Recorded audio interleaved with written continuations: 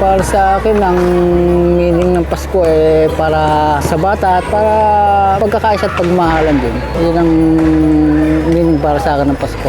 Ang totoong meaning po ng Pasko sa akin is pag po magkakasama ang pamilya tuwing Pasko at nagsasalo-salo po sa araw ng Pasko mismo po at nagsisimba po araw-araw. Ang meaning po ng Pasko is pagbibigayan at pagmamahalan po at binibigyan po ng mga regalo yung mga inaanak po. Isang magandang sa pamilya. Yung magsama-sama yung pamilya pag Pasko. Para sa akin, yung meaning ng Pasko is yung pagmamahal at yung kapatiran ng pamilyang Pilipino. Isa to sa kultura natin at hindi ito mawawala sa pagiging Pilipino natin. Ang para sa akin, ang meaning ng Pasko ay pagbibigayan, Christmas bonus, ayun lang. Siyempre, pag Pasko, pagsilang ni Cristo, di ba?